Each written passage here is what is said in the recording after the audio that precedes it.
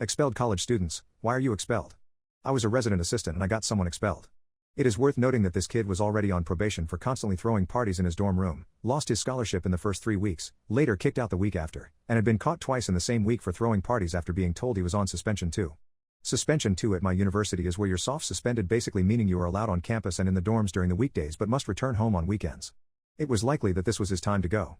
But we had no idea that he was going to find time between then and his discipline hearing to cause an actually unique problem we would not have been aware of without a conveniently timed avocado allergy. It was a normal weeknight and I was on the 9th floor of my building hanging out with a friend. I got a panic text from one of my residents because a roommate has been developing a rash over the course of the day and it's spreading from her hip all the way up her chest, and they're both worried about what will happen when it gets to her neck. Never fear, the RA is here. I ran down the 3 flights of stairs to help the possibly overdramatic theater majors, but on the way I slipped. What do I slip in on a Monday night? That's right. It's mostly dried puke. I'm in tights and don't really have that much time to change, so I quickly get to the girls and tell them to grab coats after checking out the rash and agree it's better to be safe than sorry, and we head to the ER. I tell them I need to grab my coat and quickly peel off my tights, trying to not think about what I've stepped in.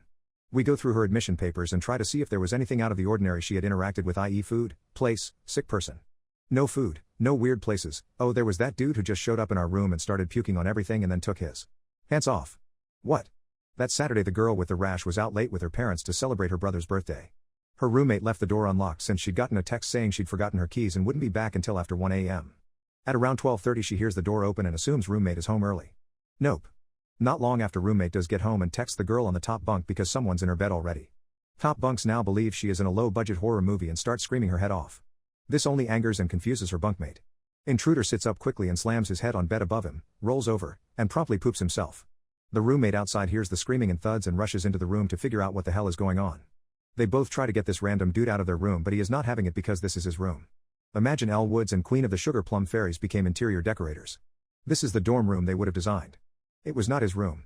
They argue with him for a few seconds more and he ignores them and goes to the bathroom, where they both hear him puke all over the sink, toilet, and shower curtain.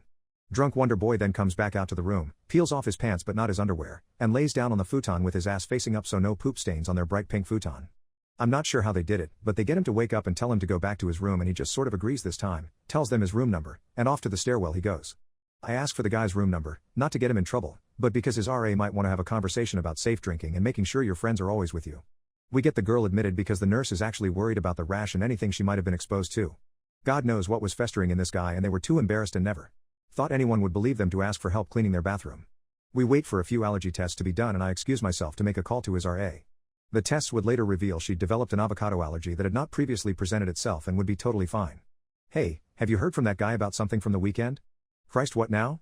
He sort of drunkenly went into some of my residents' rooms, crawled into a bed, pooped himself, puked everywhere, and then took off his pants. I hate my floor. End of conversation.